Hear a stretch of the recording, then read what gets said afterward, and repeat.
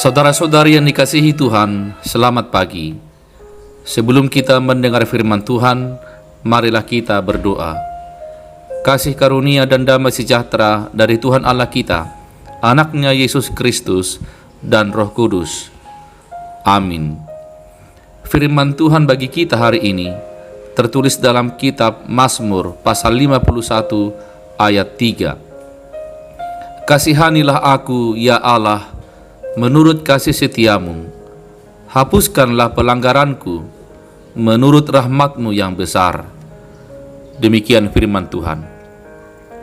Saudara-saudari yang dikasihi Tuhan, ketika Raja Daud berada di puncak kejayaan sebagai Raja Israel, Raja Daud justru melakukan perzinahan dengan Batseba, istri Uria. Dosanya sangat berat, padahal bangsanya mengeluh-elukannya karena menjadi pahlawan yang secara mengejutkan menumbangkan raksasa Goliat. Selanjutnya ia memimpin pasukan Israel ke dalam berbagai kemenangan. Ia juga mencatat prestasi mengesankan, mengembalikan tabut Allah ke Yerusalem yang sempat dirampas bangsa Filistin, serta meraih sekian banyak kemenangan militer. Dalam banyak hal, Daud merupakan seorang yang sangat terpuji.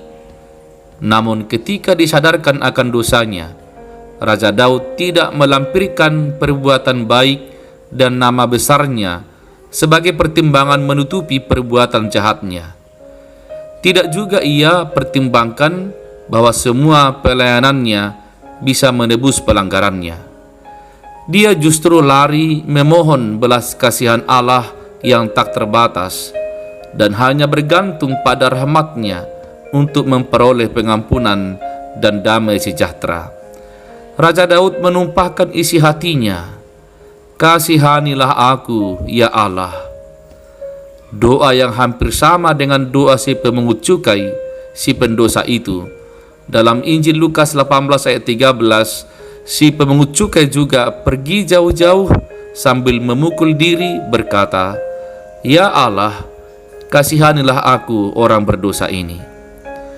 Hendaklah doa ini menjadi seruan setiap kita yang menyadari telah melakukan banyak dosa di hadapan Tuhan. Sambil menundukkan hati, kita memohon, "Ya Tuhan, kasihanilah aku orang berdosa ini." Saudara-saudari, seorang teolog pernah berkata, semakin seseorang mengenal Tuhan, semakin dia mengenal dirinya sendiri. Sebaliknya, semakin seseorang tidak mengenal Tuhan, semakin dia tidak mengenal siapa dirinya sendiri. Artinya, pengenalan kita kepada Allah membuat kita tersadar dan bertobat, sehingga kita datang meminta belas kasihan Tuhan. Kita semakin merendah dan semakin memuliakan nama Tuhan. Yang kita takutkan adalah kita merasa tidak membutuhkan anugerah dan belas kasih Tuhan, sebab kita merasa baik-baik saja, merasa lebih baik dan lebih benar dari orang lain.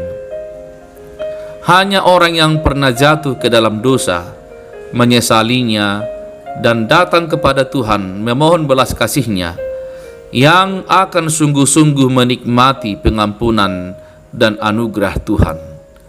Ketahuilah, pengampunan Tuhan seluas lautan yang tidak bertepi dan seluas daratan yang tidak ada ujungnya. Semua dosa-dosa kita dapat ditenggelamkan ke dalam lautan kasih dan anugerah Tuhan.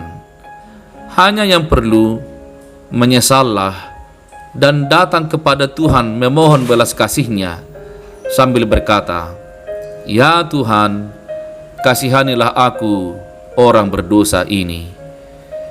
Amin. Marilah kita berdoa. Tuhan Allah yang Maha Pengasih pun penyayang, Engkau selalu mengasihani kami dan membuka hati-Mu mengampuni segala dosa-dosa kami. Engkau tidak menghambat anugerah dan berkat-Mu karena dosa-dosa kami. Namun Kau menunjukkan belas kasih-Mu yang besar, cinta-Mu yang amat dalam kepada kami, umat-Mu yang berdosa ini. Kiranya kami semua diingatkan dan dituntun datang kepada Tuhan, menyesali dan bertobat atas segala dosa-dosa kami. Terima kasih ya Bapa, berkatilah kami selalu, umat-Mu yang berdosa ini. Di dalam nama Yesus Kristus kami datang dan berdoa. Amin. Saudara-saudari, selamat pagi, selamat bekerja, selamat berkarya. Tuhan Yesus memberkati. Shalom.